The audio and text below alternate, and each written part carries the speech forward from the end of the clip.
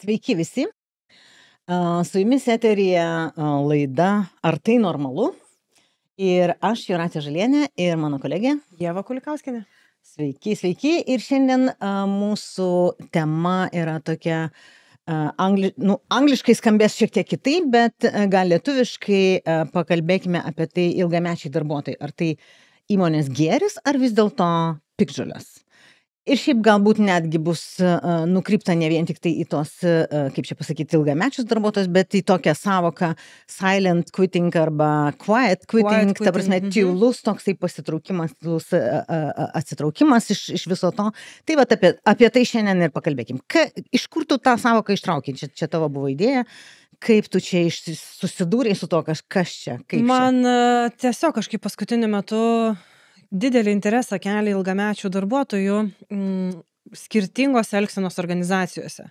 Ir tikrai matau nerealiai fainų pavyzdžių, kur įmonėse dirba 20-30 metų ir yra laikomi vieni geriausių darbuotojų, ar ne, kurie pastoviai kažką kūrė naujo, pastoviai dalyvauja, įsitraukia, ar ne, užkūrė tuos naujai atėjusius.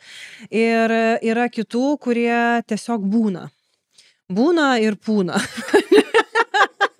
Kurie nekuria, smarkiai neįsitraukia, taip gal jau drastiškai, ar ne, į tą jau tokį tos kontrastus parodyti, bet neįsitraukia, niekas neįdomu, ar ne, tyliai savo lygtai dirba savo darbą ir aš vieną iš frazių šiaip pakankamai dažnai girdžiu. Taigi dirba pakankamai gerai. Ko dar iš jo norėt, ir ne, tarkim, nežinau, dirba ten 15-20 metų, toj pačioj pozicijoje, tam pačiam darbe, savo darbą kaip ir išmano, bet ar to užtenka, kad organizacija augtų? Ar gali organizacija augti su tokiais darbuotojais, kurie laiko kažkokį tai inkarą, ar ne, ir toj vienoje vietoje pozicijoje laikosi? Ir apskritai galbūt kokią įtaką, žinai, daro tie, kurie, sėdžiu tenais, nežinau, 20-30 metų ir klausimas... nedalyvauju nei ten užklasinėje veikloje, nei dar kažkur, tai manęs prašo ten kažkokį įsitraukti į projektą, ne, aš nenoriu įsitraukti, nes man čia, žinai, iki pensijos liko ten 5 metai ir taip toliau ir panašiai. Tai va čia ir yra, žinai, ta frazė, silent quitting ir yra.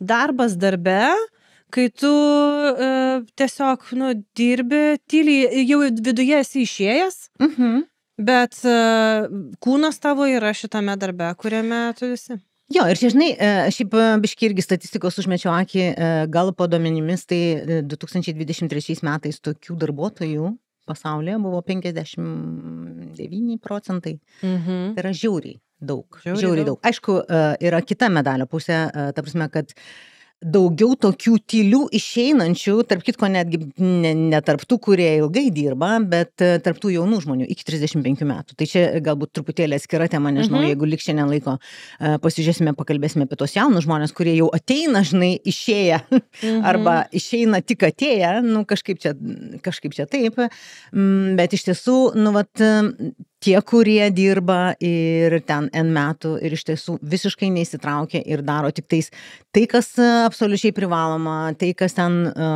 žinai, nereikalauja kažkokių tai naujų ar išmokimo, ar įsitraukimo, ar ten sudalyvavimo, ar papildomo laiko ir taip toliau ir panašiai. Šitie, aš manau, kad jie yra vis dėlto problema įmonės.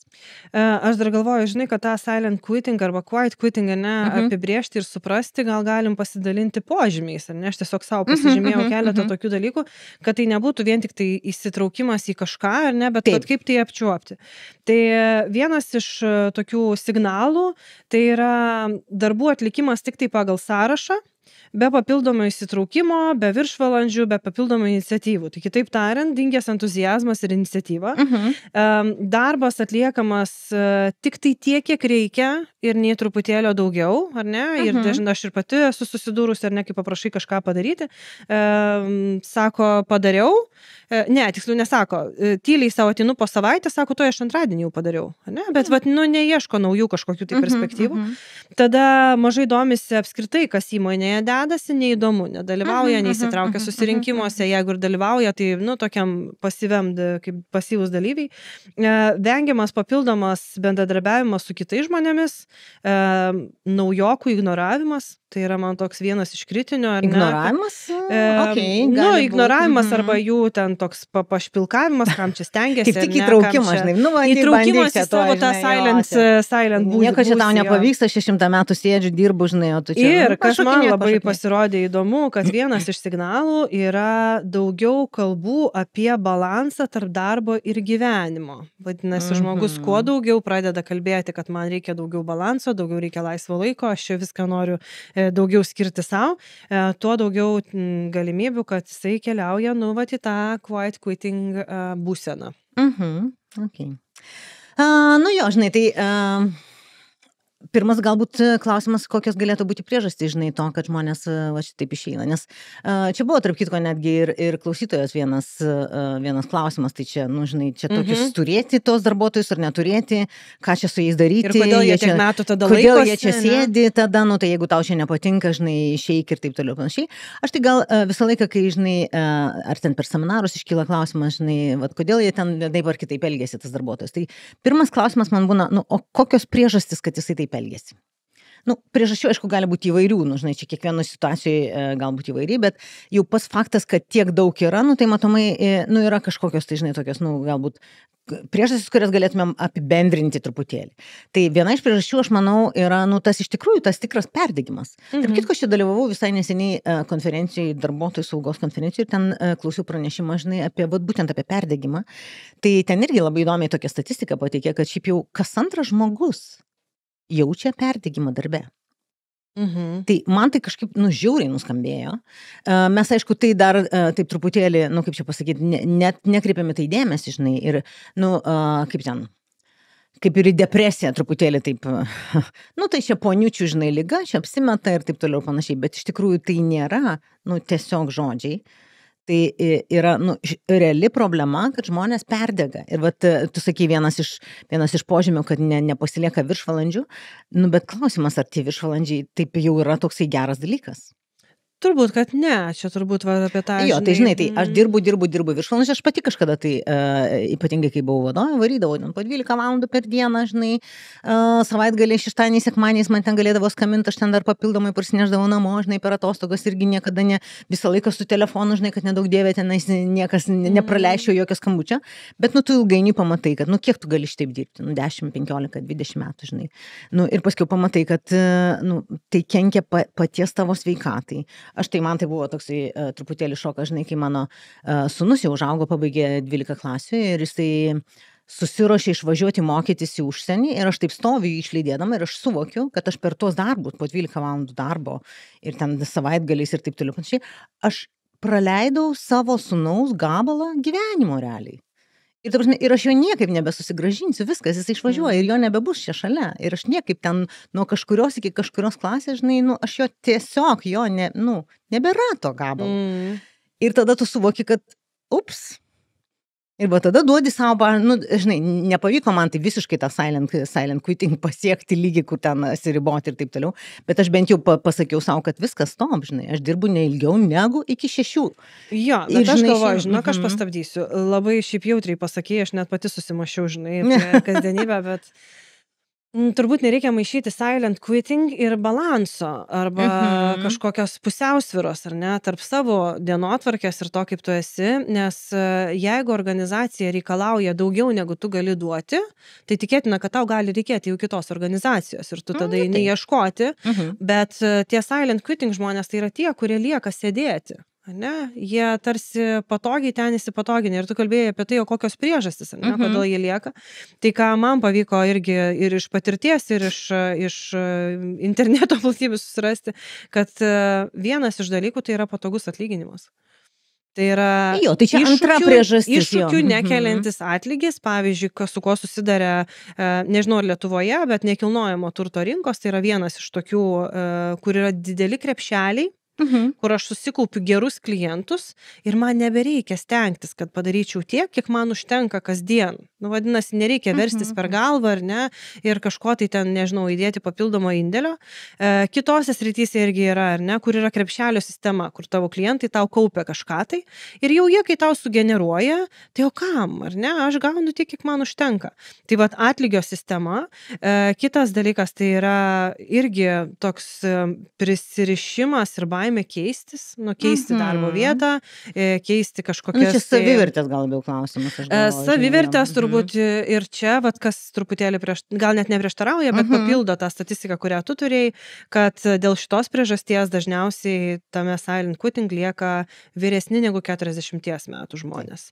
Kai jau bijo, kad jau bus sunku susirasti darbą, ar ne, gal sakysiu bijojo, nes dabar gal atviresnės galimybės, bet ta tendencija, nuostatos jos likę, kad, na, bus sunkiau, jau kam aš čia dabar būsiu reikalingas, ar ne, ką aš čia darysiu, tarsi aš esu ekspertas šitoj srity, čia, nežinau, visi klauso, visi gerbė, dabar nueisiu kaip naujokas į kažkokią kitą organizaciją. Tai geriau čia pabūsiu, pakelsiu. Reikės iš naujo mokintis, iš naujo derintis, kažkaip tai keistis. Nu jo, tas nenoras keistis, žinai, kai tu esi įsipatoginęs viena iš priežasčių. Ir turbūt tolerancija. Tai yra, kai darbdaviai toleruoja. Toleruoja tos dalykus? Toleruoja taip, kai... Jo, žinai, čia tolerancija irgi turi savo priežastis, kartais mums, žinai, iš tikrųjų, baisu ir ypatingai, kai ateina jauni vadovai, jiems baisu, žinai, o tai kaip aš, žiūrėk, čia turiu tokį patyrusį darbuotoją, kuris tenais viską žino, viską moka, žinai, nesvarbu, kad jisai nededa pastangų daugiau, tobulėti, keistis, arba ten, nežinau, kokią nors ten sistemą keičia, dar kažką jisai ten burbuliuoja prieš tą sistemą naują, bet jis iš principo, žinai, žino, daugiau, o aš čia naujas, ar ten šviežias ir kaip čia man reikia susitarti.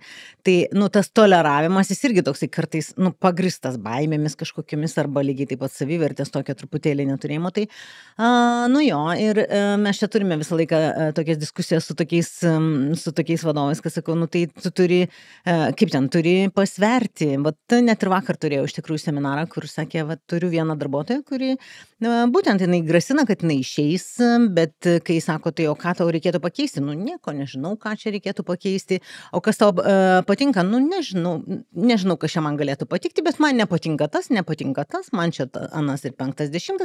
Žodžiu, tai prašykite manęs, kad aš pasilikčiau, bet aš nieko jokios pastangos nedėsiu.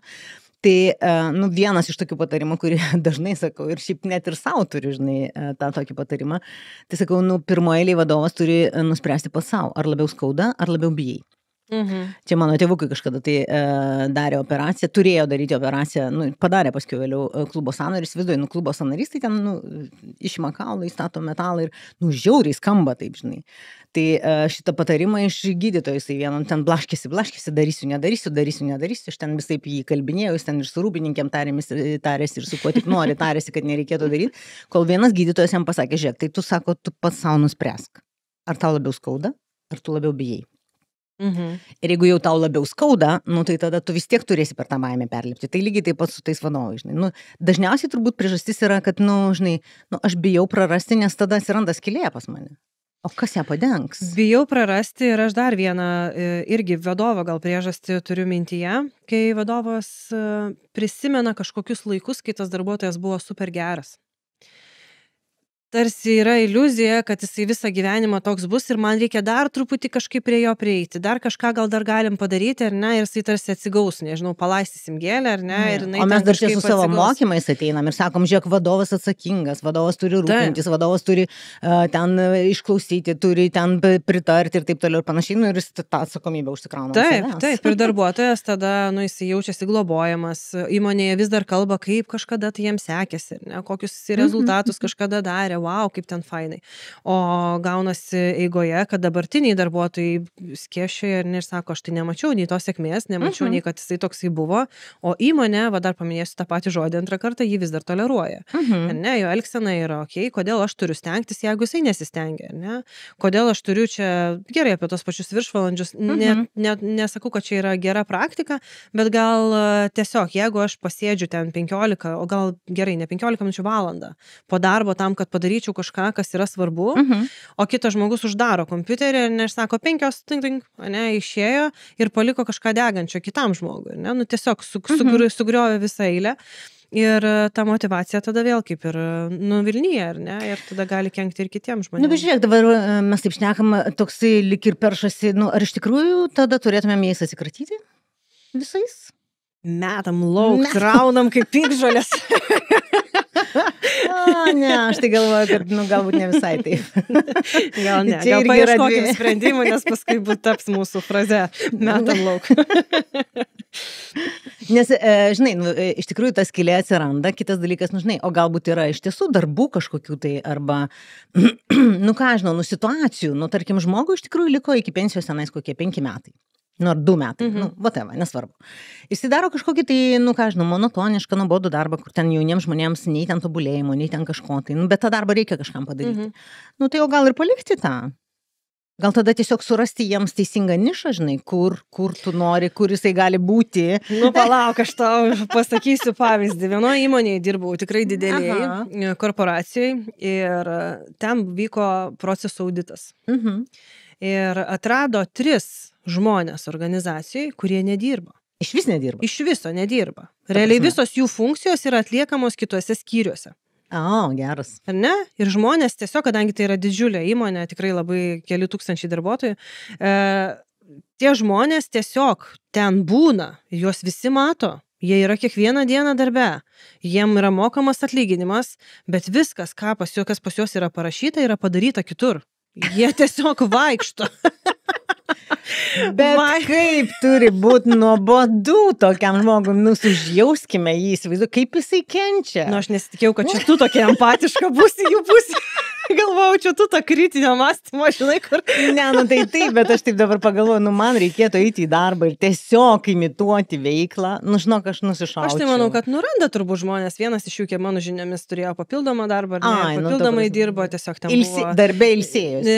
Ne visai, darbe dirbo papildomus darbus, ar ne, nes niekas net nepastebi. Tai va čia yra šiaip labai geras silent quitting pavyzdys, ar ne? Aš įsipatoginęs esu, jaučiuosi gerai, šiaip labai ilgai dirbantis žmogus, ten virš 20 metų tuo metu jau dirba.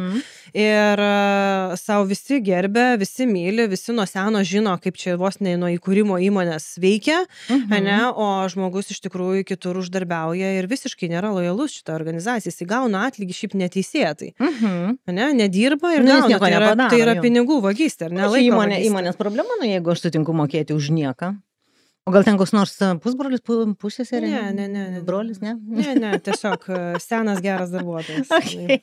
Bet aš galvoju, kad va dabar, kai žinai, pasakau tokį drastišką pavyzdį, man tada kitaip dėliojasi ir tie tokie baziniai. Tai jeigu žmogus ten padaro tik tiek, kiek jam priklauso, tai toje pačioje vietoje už tą patį atlygį galėtų ateiti žmogus, kuris turi noro, ne? Kuris gali versti kalnus, kuris turi idėjų, kuris kažkaip tai puoselėja.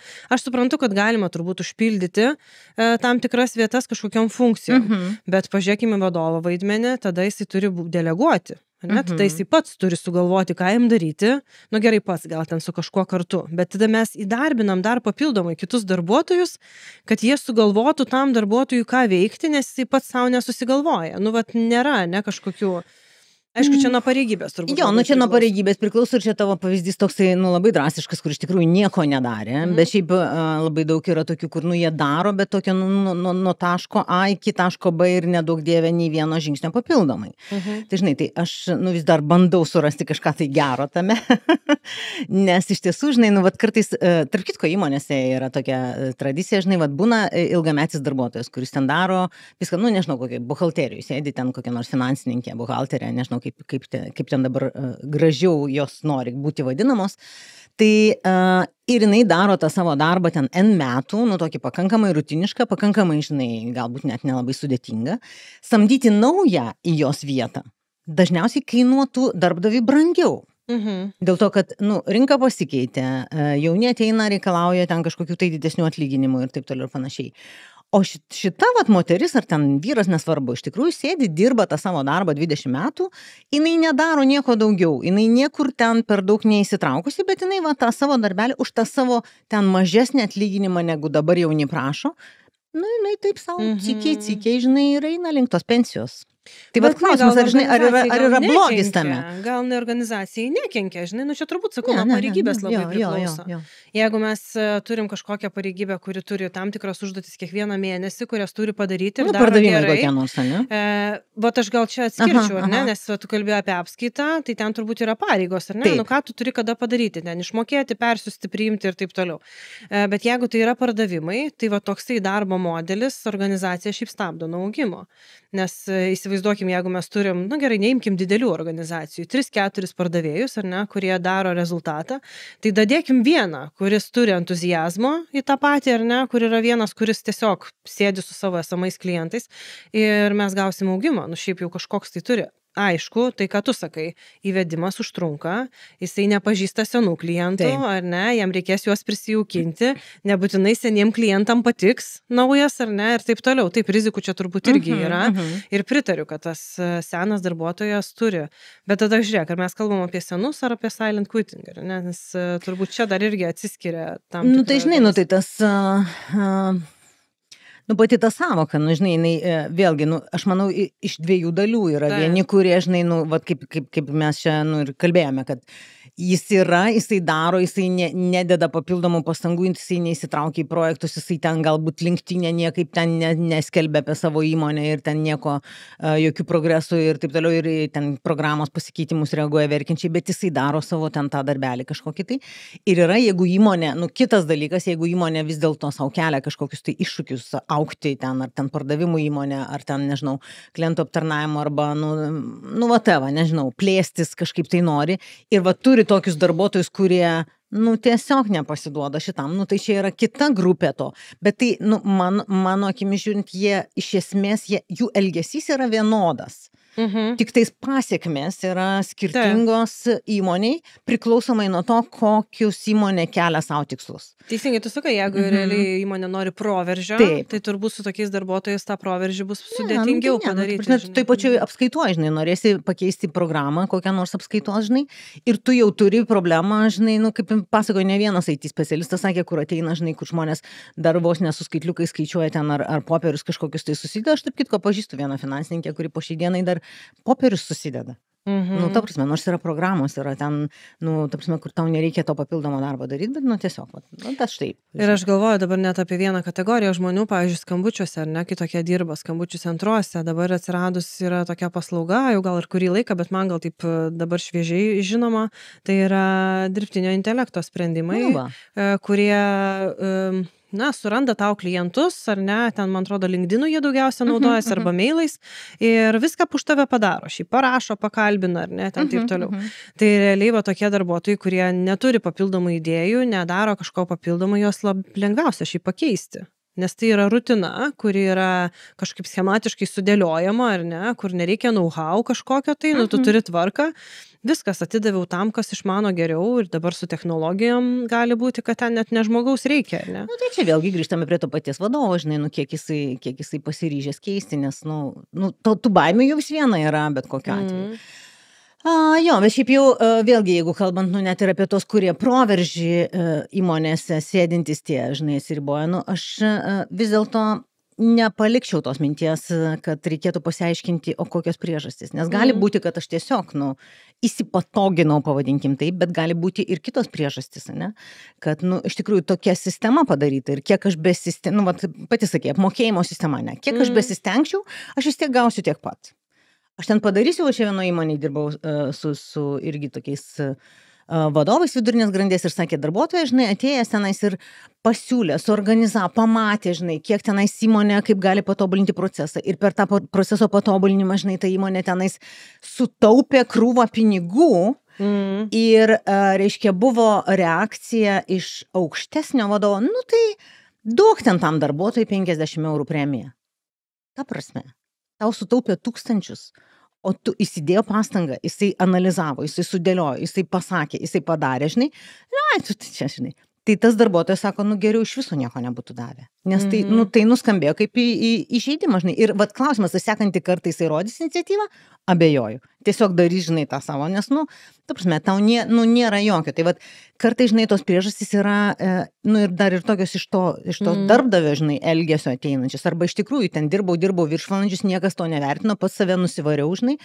Viskas, dėdu brūkšnį ir sėdžiu, žinai, ir ieškau, kaip tenais kažkaip tai elgtis. Arba, pavyzdžiui, su manim neteisingai kažkaip tai pasielgia, žinai. Įmonė bando ten sutaupyti ant darbuotojų kažkokiu tai būdu, žinai, ten jam nieko nepasakius, ten pakeičia apmokėjimo sistemą, kur tenais jisai, žinai, darydamas tą patį, arba, žinai, gauna mažiau ir turi ten dar kažkaip tai, visiškai neaptaręs to. Sekantį kartą darbuotojas pats pradeda galvoti, o tai kaip čia tada man pasinaudoti įmonės tom esamom sistemom, kad, žinai, kaip šauksi, tai pasilieps. Taip. Iš esmės, tai aš kartais galvoju, žinai, kad, reikėtų tas priežastis patyrinėti, nes ir vėlgi čia skirti tos, kurie, iš tikrųjų tokie, žinai, tiesiog ieško būdų, kaip čia pasinaudoti visais kitais, o kurie yra iš tų, nusivylusių arba kažkaip neteisingai įvertintų arba kažkokių tai, nežinau, nesuprastų galbūt ir taip toliau ir panašiai, bet jiems gal trūksta drąsos, žinai, keisti darbą. Iš tikrųjų, gal aš esu ten vyresnio amžiaus, pasiskaičiau spaudoj, kad ten, žinai, sunku susirasti darbą, nors iš tikrųjų įmanoma tą darbą susirasti, viskas tvarkoja, tik tai tiek, kad mūsų tos nuostatos vėlgi mums padeda. O galbūt man įkalė į galvą, aš kaip dirbau pas tą super vadovę. Negi visiems yra įkalus į galvą, tai jau ką tu, žinai, ten ant tavęs šaukia, rėkia ir aš ne vieną kartą su tais darbuotojais kalbėjau, žinai, tai žiūrėk, tave terorizuoja, tave verčia dirbti viršvalandžius, ant tavęs šaukia, ant tavęs rėkia, žinai. Sakau, tai keisk, tai ko tu čia sėdi? Ten, žinai, vienas išėjo, kitas aš išėjau, sakau, tai tai kur aš eisiu, ką aš sugebėsiu? Nes yra įkalta, tu nieko nesugebi, aš čia tave, žinai, vos nelaikau tik tai iš gailesčio. Arba kaip bokso kriaušė, ant kurios galiu, žinai, išsilieti. Ir viena iš tų, žinai, priežasčių tu paminėjai, kad realiai nusivylimas organizacija, ar ne, o kitas irgi yra apie prasmės praradimą savo darbę. Ne, kai nematau prasmės, kai darau kažką, tai kur aš, tiesiog reikia daryti, nėra kam daugiau daryti, ar ne, darau taip, kaip pasakyta. Tai irgi šitas, man atrodo, yra pakankamai įdomu, kad Lietuvoje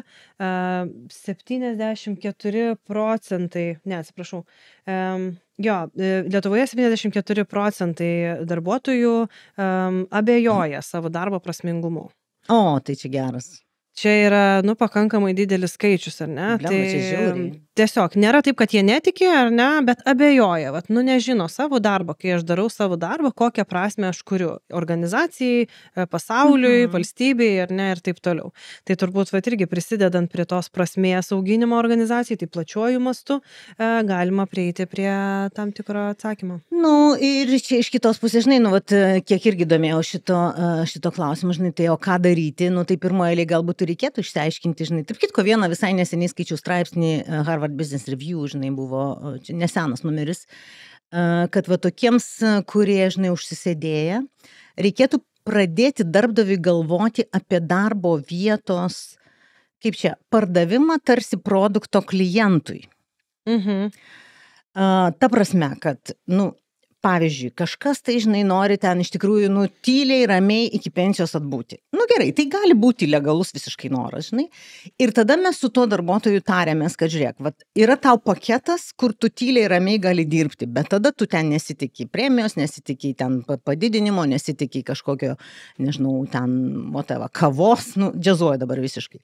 Yra kas nori galbūt tobulėti, ne? Ir tada tau yra paketas, kitas su tavim sudaroma sutartis, kitokį paketą tu gauni, tu už tai, kad tu gauni galimybę tobulėti, gauni galimybę išsibandyti, bet tada tu ten gauni, nežinau, kažkokį kitokį atlyginimą ir taip toliau ir panašiai.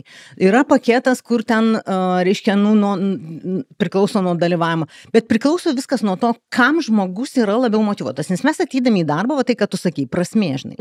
Prasmė pirmoje eilėje turbūt savo, ne? Kodėl aš dirbu šitą darbą šitoj įmonėj? Ne, ir ko aš noriu, tai čia ne vien apie pinigus, kažkas nori tobulėjimo, kažkas nori, nežinau, įvertinimo, kažkas nori, žinai, ten ant piedestalo visą laiką stovėti, kažkas už tas papildomas vertės, ten kažkokias tai kelionės į kažkur tai arba dar kažką, arba dėl to, kad pisa pirmanį duoda, nežinau. Kažkas, būtent iki pensijos nori laukti, žinai, ir tada tu darai tokį susitarimą tarsi su darbuotoju, siūlydamas jam skirtingus paketus ir, iš vienos pusės šiek tiek legalizuoji tą tokį buvimą tame tyloje toje, bet iš kitos pusės duodi aiškiai suprasti, kad tai yra tavo sprendimas ir tada tu negali tikėtis kažkokio kito, nežinau, priedų, papildomos naudos iš darbdavio lygiai taip pat. Toks abipusis sutarimas ir abipusis sprendimas, žinai, kad nereiktų sukti galvą tik tais vadovui ir galvoti, kaip čia man dabar jį ištraukti. Neįmanoma ištraukti, jeigu žmogus pats nenori iš ten išlipti.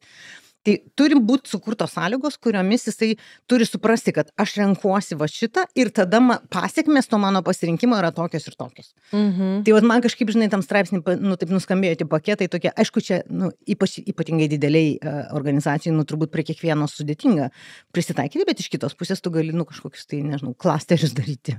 Taip, arba suteikti galimybę rinktis, ar ne, ir panašiai. Galvoju, žinai, ar žinai, koks yra vidutinis darbuotojo, kokia vidutinė trukmė darbuotojo Lietuvoje? Kiek dirba? Kiek išdirba? Ne, nežinau, žinok, bandysiu spėti. Nuspėk. 15. Norėtum. Tai realiai darbuotojas vidutiniškai išdirba 7-8 metus. Blemba, kokia aš lojali. Taip. O, tarp kitko lojalu. O Vokietijoje, palyginimai, žiūrėk, Latvijoje ir Estijoje labai panašiai, ten 6-8 metai, o Vokietijoje jau siekia 10-12 metų. Ok, matai, vokiečiai jie tvarkingi, jie viską pagal taisyklės daro, žinai. O tai kaip tu galvoji, žinai, tada, žiūrėk, mes pakalbėjome apie to silent quitting, ne, ir apie tos žmonės, kurie kerpėja galbūt ir kažkaip tai pakreipiam vis dėlto apie tuos turbūt, kurie yra ilgamečiai, darbuotojai ir laukia pensijos. Bet yra fantastinių darbuotojų ilgamečių. Kas juos motyvuoja, žinai, kas yra tie? Nes aš vieną žmogų apklausiau viena kryptim, kita, tai galėsiu pasidalinti, kas jiem atrodo svarbu. Nežinau, žinai, aš pati esu iš tos statistikos išlipantis, nors iš tikrųjų yra įvairiai. Pirmą gyvenimo dalį buvo tokia po 2-3 metus, žinai, bet ten buvo ir bankrotai, ir likvidacijos, ir kas tik nori. Antra gyvenimo dalis buvo 9, dabar jau 8 šito įmoniai, tai jau kaip ir perlipau į tą kitą pusę. Kas mane motyvuoja, aš galvoju, vienas dalykas, tai, kad aš galiu daryti tai, ką noriu daryti, bet skirtingose gyvenimo etapuose turbūt skirtingi dalykai motyvuoja. Kažkam reikia, žinai, labai dažnai mes kalbame su vadovais apie pinigus ir jis sako, pinigai. Taip, tam tikrame etape aš sutinku, kad pinigai nulemia kartais ir mes netgi prisimam tą kančią, žinai, ir ten sutinkam su tam tikrom ten sąlygų prastesniu, bet vis viena tas anksčiau ir vėliau išlenda, kad tu tos pinigus iškeiti į kažką tai kitą, ten, nežinau, karjeros galimybės arba mėgstamas darbas, arba tai, kad tau žiauriai patinka ten komanda kažkokia tai, arba kad tu ten pats esi įvertintas ir taip toliau ir panašiai, turbūt skirtingiems žmonėms skirtingi. Ir ką tavo apklausa sako? Apklausa, dviejų žmonių pokalbis. Tai realiai, gal pasakysiu tai, kas jungia abi asmenybės, ar ne, nes labai skirtingos, bet pagrindinis dalykas tai yra augimas. Tai yra tai, kad nuo pat pradžios viena iš jų dirba apie 14 metų, kita 17 ir jos abi sako, kad nuo pat pradžios, kai atėjo, jos niekada nedirbo to paties darbo. Kiekvienais metais darė vis kažką naujo, vis kažką kitaip, keitėsi pozicijos, keitėsi sistemos, keitėsi žmonės, bet toks jau beveik kaip ir į kitą darbą išeini. Jo, tai va tas yra įdomu, ne, kad tu esi tarsi tame pačiame, nes vienos iš jų šį pareigybę nesikeitė. Ne, visą laiką buvo ta pati, bet darbai, sako, jie visą laiką būdavo skirtingi. Ten pačioj pradžioje aš dariau viską, po to jau atsisijoju, man reikėjo išmokti deleguoti, man reikėjo išmokti komandą valdyti toje pačioje rolėje, ar ne, nes prieš tai dirbau viena. Tai va tas augimo momentas atrodė labai svarbus. Tada įtraukimas į sprendimų priėmimą, kad tu esi svarbus, kad tavo nuomonės klausosi, kad klauso, ką tu apie tai galvoji, kad ateina su tavim pasitarti, kad padaro kažką, ką tu rekomenduoji. Va tas, sako, atrodo per visą tą ir asmeninis santykis. Tai yra, kai aš turiu su kažkuo organizacijoje, kas irgi yra tenai, ir ne. Tai viena gal buvo labai ryški, nes tai yra draugystė su įmonės vadovu. Tiesiog natūraliai. Ne meilė, draugystė. Ne, tiesiog yra, draugystė žmonių. Ilgametė, susiformavusi šiaip darbe. Ne? Tai yra nuo pradžios, nuo ateimo iki dabar yra sekanti draugystė ir realiai dėl to, sako, aš visą laiką jaučiu daugiau atsakomybės kažką padaryti, nes aš suprantu, kad aš arba pakenksiu draugui, arba jam padėsiu. Bet čia gal požiūrio klausimas, nes kita sako, kad tai atvirkščiai yra problema. Su draugystė, ne? Ir turėti santykių yra Jo. ne, okei. Tai čia turbūt toksai, požiūrio Jo, čia priklauso, nes draugystė šiaip jinai įpareigoja, bet jisai toksai man truputėlį prievartinis įpareigojimas, žinai. Nu, aš besirūpindamas, kad draugui ten geriau būtų, kartais pamirštų save ir paskui, tas ilgainiui vis viena išlenda kažkur tai. Tai čia mano požiūris. Jo, bet apie santykį, žinok, aš irgi netgi skaičiausi ir statistiką, ar ne, kad žmonės, kurie turi draugų, čia turbūt klasika, kad tie, kurie turi draugų, jie yra linkę pasilikti, nes, vis tiek kažkas sako, eik tu, kur tu eisi, kur bet tu va čia ir yra, žinai, tas toksai, kad, aš tada ne savo sprendimu, bet aš, tarsi kažkam kitam, žinai, darau. Bet jeigu organizacijos tikslas išlaikyti, ar ne, tai yra turbūt vienas iš studijų. Jeigu ten bus draugai, bet bus labai blogos sąlygos, ar ne, ir ten reikės varyti, verstis per galvą, gauti tai turbūt draugystė neišgelbės. Tai yra dalykas, žinai, nuskambėjo tas, sakai, organizacijos tikslas išlaikyti. O aš nežinau, ar turėtų turėti organizacija tokį tikslą išlaikyti ilgiau. 7 metai, tarp kitko. Žinai tą priežodį, nežinau dabar čia iš Japono ar iš kur atėjęs, kad kas 7 metus tu turi keisti darbą. Jeigu tu ten esi vadovas, tu dar dažiau turi keisti darbą. Su tuo tikslu, 3, neatsimenu. Tiksliai, su tuo tikslu, kad tu neužsisuktum tame pačiame. Supranti, aš, pavyzdžiui, pažįstu žmonių, kurie, dirba nuo po studijų, kaip atėjo, taip dirba ten 10-15 metų toj pačioj organizacijai, žinai, ir ypatingai ten, pavyzdžiui, kokiam pardavimų rėmime, kur tu ten turi sugalvoti vis naujus būdus, kaip ten tos žmonės motyvuoti, bet realiai, žinai, tu vis tiek verdi savo sultyse. Ir ypatingai, jeigu ten ir daugiau yra tų darbuotojų, tokių ilgamečių, žinai, jis verda savo sultis ir tu pradedi nebepastebėti, tam savo burbulę, žinai, užsidarai ir tu nepamatai kitokių galimybių, kitokio būdo bendrauti, kitokio būdo veikti, kitaip ten reaguoti. Čia gal yra apie atvirumą, žinai, nes į tokias organizacijas tik anksčiau ir vėliau ateina nauji darbuotojai. Ir aš turiu pavyzdžių, kur nauji darbuotojai yra nutildomi ir sakoma, tu čia nežinai, kaip pas mus vyksta, ne? Aš tau pasakysiu, kokios čia yra organizacijai, kur daug senbuvių. Taip, aš tau pasakysiu, kaip taip vyksta, ne, kaip reikia daryti, čia pas mus, žinok, tas neveikia, tą darėm, čia to nereikia, niekam šitas nerūpi, ar ne, tai ta tokia tiesos žinojimas, bet yra, gal gerai, sakyčiau, ne organizacijų, bet yra žmonių, kurie labai mielai priema ir sako, tu naujas, ne, tai vadinasi, duok man kažką naujo, kas vyksta, aš noriu iš tavęs mokytis, noriu augti, noriu sužinoti. Tai čia vėl turbūt asmenybei nelygi, mes nepabėgsim nuo to, kad... Jo, vienareikšmiškai, tik tai tiek, kad, vėlgi sakau, koks įmonės organizacijos interesas turėtų būti, žinai, išlaikyti tuos pačius be galo ilgai. Tai turbūt gal tą, ką mes šnekėjom su tavim. Kaita, man atrodo, žinai, yra toks, mes ją truputėlį per daug, gal net stigmatizuojam, žinai, ta prasme, kad bijom tos kaitos tenais ir taip toliau. Aišku, yra ten tam tikra, jeigu jau viršė tam tikrus procentus, ten jeigu 10% normalio organizacijų, tai viskas okei, ten jeigu 15-20. Yra organizacijų arba padalinių, kuriuose ten kaita 70-80, tai turbūt jau nelabai normali, žinai. Bet šiaip kaita, iš principo, tai yra normalus dalykas. Tarsi, kartais organizacija perauga darbuotoją, ta prasme, aš noriu vystytis kažkur kitur, kur tu jau nebenori, kaip ir tau reikėtų pasieškoti gal tada tylesnio, ramesnio kažkokio tai veikimo, nežinau, naktinių sargų įtitirti. Iš kitos pusės kartais darbuotojas perauga, žinai, nėra, pavyzdžiui, galimybių. Ką žinau, pas mus pardavimo organizacijai būdavo, kadangi pardavimais tik tai užsiminėjo organizacija, tai kokiam Panevėžy, kas tenais yra pardavėjai. Ir ten skyriaus arba ten grupės vadovas. Nėra karjeros galimybių.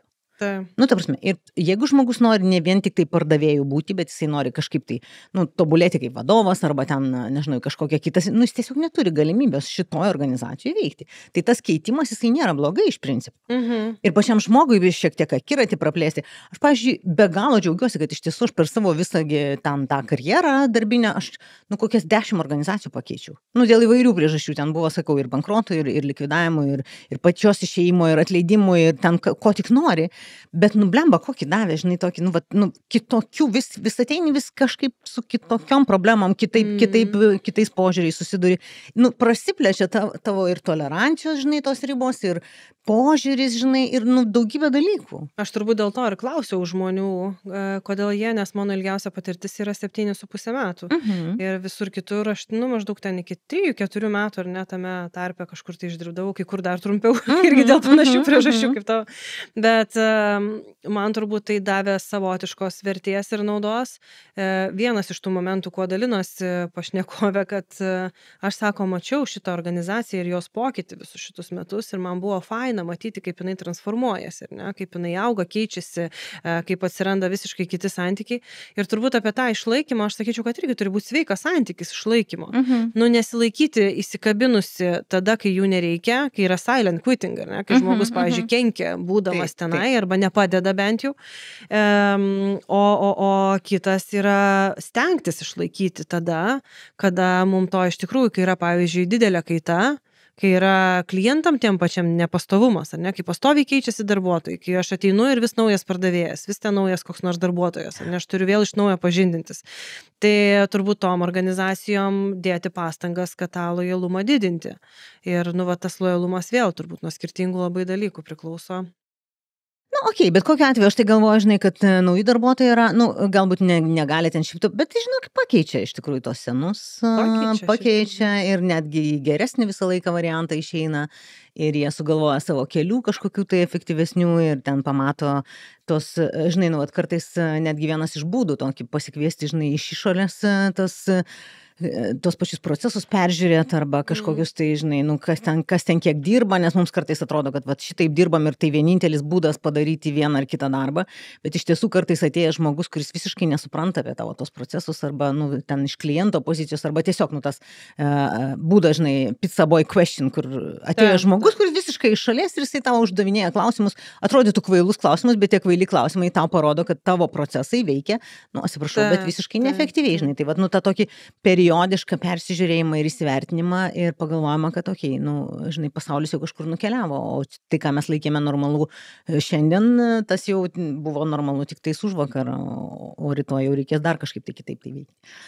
Okei, gerai, nu tai su tai senai dirbantys, bet silent quitting yra ir dar vienas aspektas, nu tie jauni, kurie ateina, visiškai jauni ir jie jau iš karto ateina.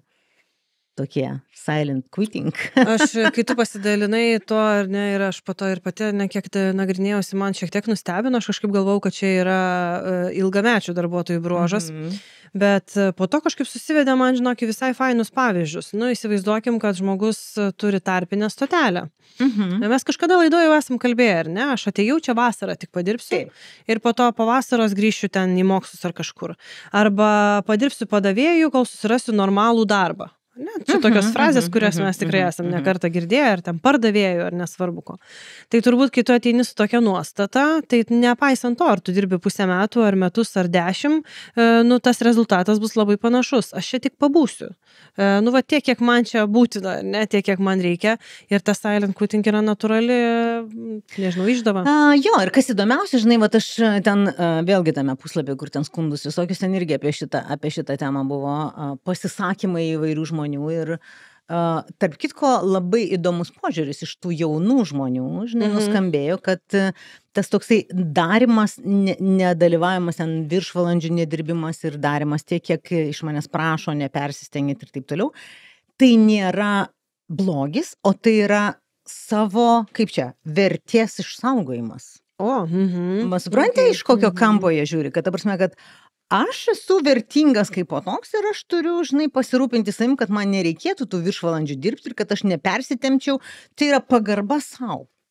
Okay. Nu, supranti, aš gerbiu save ir vat mane turi gerbti ir kiti. Na, iš tikrųjų, tie zumeriai ateina su tokia nuostata, kad manim čia visi turi pasirūpinti ir kad aš čia tik tai diktuosiu sąlygas. Nu, nesakau, kad visi, iš tikrųjų, daug visokių tų jaunų žmonių. Taip. Bet tikrai susiduriu su situacijom, kaip ten, nu, žinai, o tai man čia dar to. Kavos aparatas stovi, ne, nu tai, bet jame nėra šokolado, žinai, padaro šokolado, nu, ne, nu, bet tai jame nėra avižų pieno, žinai. Arba ten, nu, žinai, rūkyklą įrengia, tai ne, bet tai čia, žinai, be stogo, žinai, arba šalta toje rūkykloje. O reiškia, pastato šildytuvą, nu ne, bet ten, žinai, ten rūko cigaretės, o mes tai čia tik veipinam, tai čia, žinai, mums čia smirda. Nu, ta prasme, nu, tas toksai, vat, man, tas egocentrizmas, jisai toksai truputėlį padidintas, bet iš principo, nu, žinai, kartais reikia pagalvoti, kad jie yra, žinai, jie prisižiūrėjo, kaip jų tėvai dirbo ten po 12 valandų ir nematė savo vaikų, skirdavo, kiek ten 7 minutės per dieną statistika Lietuvos, ne 7 minutės per dieną vaikui. Labai liūdna statistika. Tai jie nebenori šitaip gyventi, jie nori uždirbti ir jie tą balansą ypatingai iškelia. Jie nori mažai dirbti, daug uždirbti. Jie nori mažai dirbti, daug uždirbti, žinai. Nu, ir va tas gaunasi toksai, aš ateinu ir aš iš karto susistatau ribas, kiek aš darysiu. Ir dar kas man atrodo įdomu, žinai, kad tokių pavyzdžių yra, kurie mažai dirba ir daug uždirba ir tai tampa tarsi įkvėpimu, kad vadinasi tai yra įmanoma. Nes anksčiau, bent jau mano laikais, tai tokių ant pirštų galėdavai suskaičiuoti arba tiesiog ten, būdavo vadinami kokiais šarlatanais, ten dar kokiais nors, žinai, ir taip toliau, nes čia negali tai būti, ar ne, negali būti tikrovė. O dabar, atrodo visai normalu, turi kažkokį tai, nežinau, ten e-produktą, ar ne, kurį ten po visą pasaulį dalina. Aš vieną beje žinau tokią merginą, kuri kuria nesamus produktus, tiesiog sukuria formą, sukuria dizainą, kurį pasigamina su Canva ir jį po to pardavinėja visame pasaulyje ir iš jos įperka ten, kapsi pinigai pastoviai. Man tai yra kosmosas, mano kartos, man gal ne kartos, bet man yra kosmosas, bet kiti žmonės pasižiūrėjo jos Instagramo profilį, jeigu ją pastoviai seka, tai ką man dirbti 12 valandų, ten stovėti už prekystalio ar kažkur, jeigu aš galiu pasimti iš Canvos, pasidaryti per 10 minučių, ten įkelti į Etsy ir kalti savo pinigus gyvenant kažkur Balyje. Tai turbūt... Bet žinai, ne visi gali, ne visi... Bet jie dar to nesupranta. Jiem dar atrodo, kad jie gali. Kitas dalykas, kad tie jauni, žinai, jie yra labai jautrus tam grįžtamajam ryšiui. Ir iš tikrųjų už kiekvieną piršto pajudinimą, žinai, aš noriu būti įvertintas. Aš noriu... Čia ne ta X karta, kuri, žinai, ten, į kuriai buvo pasakyta ir kada nors pamatys tave, žinai. Klausiausi, žinok, laidos, kur sako, X karta yra ta, kuriai užtekdavo vieną kartą per metus per įmonės balių įteikti diplomą. Diplomą, jo.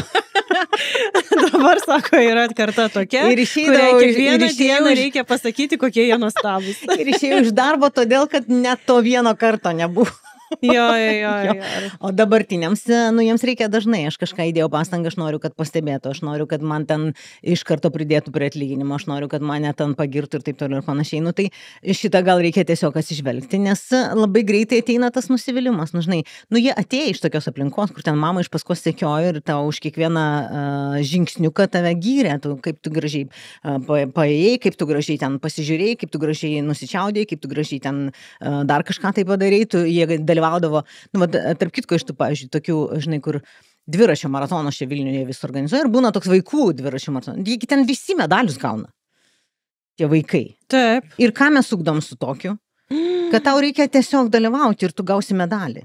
Ta prasme, jau vien tai, kad tu atėjai, tu jau nusipelniai kažko, bet palauk, bet atlyginimas yra ta prasme, negaunamas, jis yra uždirbamas. Nes mano vaikas bėgo bėgime ir nieko negavo, tai jam šiaip buvo šokas.